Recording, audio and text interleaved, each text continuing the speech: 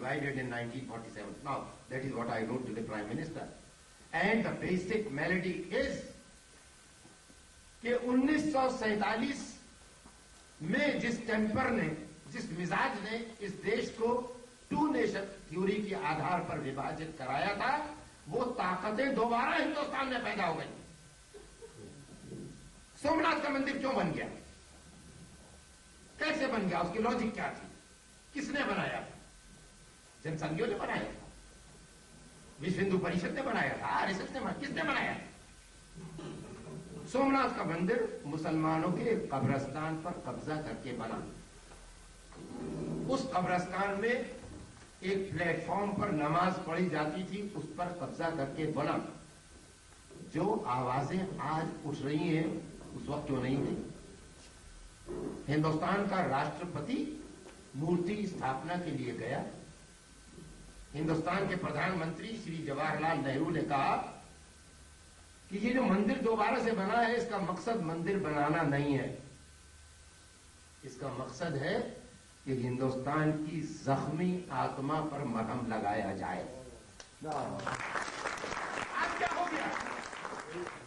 اجودھیا میں ہندوستان کی آتما زخمی نہیں ہوئی تھی. یہ ڈھانچہ جب کھڑا کیا گیا تھا, ایک باہر سے آنے والے نے کھڑا کیا تھا, تو ہندوستان کی آتما زخمی, ہندوستان کی آتما صرف محمود غزنوی نے زخمی کی جس سومناتھ کا مندر توڑ کر.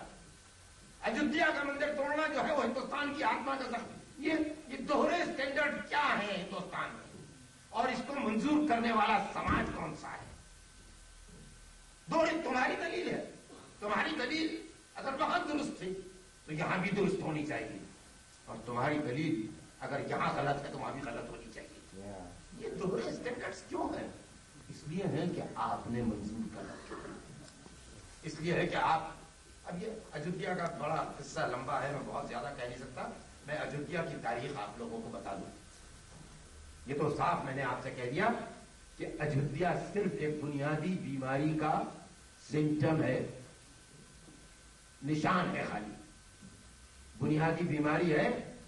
اور اس سے کہتا ہوں کہ ہندوستانیوں کو خبردار ہو جائیں کہ وہ تمام طاقتیں ہندوستان میں اپنی پرانی شبداولی, پرانے لب و لہجے, پرانے تہواروں کے ساتھ دوبارہ زندہ ہو گئی ہیں, جنہوں نے 1947 میں اس دیش کو وبھاجت کرایا تھا. اور وہ وبھاجن کی سازش آج بھی چل رہی ہے. اس کے لیے ہندوستان سماج کو تیار ہونا ہے.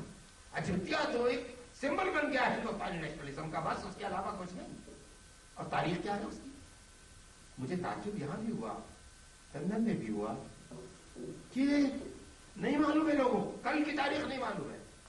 ہم ورتمان میں اتنے ڈوب گئے ہیں, اور ورتمان کی نارازنی میں, the din of sloganism of the present, we have totally got submerged in it. We don't even care to remember the history of yesteryears. 2 سال, 3 سال, 4 سال پہلے کی تاریخ کو بھی بھولتے.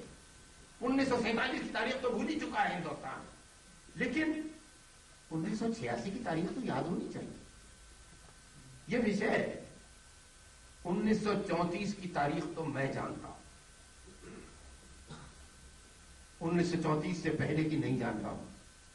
1934 میں گو وध کے سلسلے میں اجودھیا میں ایک فساد ہوا تھا. 1934 سے اس ڈھانچے میں, جس کو کہ بابری مسجد کہا جاتا ہے, نہ کبھی نماز پڑھی گئی, نہ کبھی اذان ہوئی. 1936 سے اور 1949 تک کی تاریخ میں کوئی نماز پڑھانے والا امام وہاں نوکر رکھا نہیں گیا. متولی رکھے گئے. متولی مینیجرز کو کہتے ہیں. 3 متولی. پہلے متولی کا نام ڈاکٹر کہتا ہوں ذکی احمد. دوسرے کا نام کلب حسن. تیسرے کا نام جواد حسین. تینوں شیعہ تھے. آج کل جو بابری مسجد کی آندولن کو ہاتھ میں لے رکھا ہے وہ سنی مسلمانوں نے ہاتھ میں لے رکھا ہے. شیعہ مسلمان اعلان کر چکے ہیں کہ یہ مسجد اگر میر باقی کی بنائی ہوئی ہے تو اس کے سلسلے میں کچھ کہنا یا نہ کہنے کا حق شیعوں کو ہے. मगर वो यूजर कर लिया, उन्होंने हाईजैक कर लिया उस राइट को सुन्नियों ने कि नहीं है, झगड़ा तो हमको करना है, आप कैसे अमालिक हो सकते हैं। नमाज नहीं हुई, आज तक नहीं हुई, 6 दिसंबर तक कहना चाहिए, नहीं हुई। 1949 में इस ढांचे के अंदर मूर्तियां आ गई, हिंदू उसको कहता है मूर्तियां प्रकट हो गई। एहतराम का लफ्ज है, इज्जत का नाम है। 1949 के बाद 1950 से अदालत के हुक्म से अखंड पूजा उसमें हो रही है, रामलला की, राम द क्लॉक पूजा हो रही है। 86 तक हो रही है, 86 तक क्या 6 दिसंबर तक होती रही। अब उसको आप क्या कहेंगे? उसे आप मंदिर कहेंगे,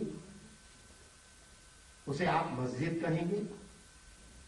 अगर मस्जिद कहेंगे तो फिर आपको इस्लामिक स्कॉलर्स से पूछना चाहिए कि क्या ये मस्जिद हो सकती है।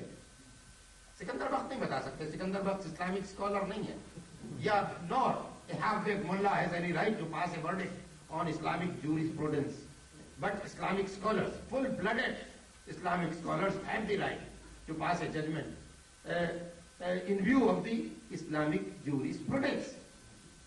You see, the fact is that I have got the names of 3 Islamic scholars here, and all 3 of them are unanimous that a mosque can never be built on a usurped piece of land. अब इसमें मैं तफसील में और जाऊंगा, अगर याद रह गया मुझे। मैं 86 तारीख को आगे बढ़ाना चाहता हूं कि 86 में आना जाना ढांचे के अंदर जारी था, पूजा उसी के जरिए से हो रही थी। एक दरवाजे पर ताला पड़ा हुआ था, ताला, उस ताले का कोई मानी नहीं हो सकते थे। अगर पूजा चली रही है, अखंड पूजा,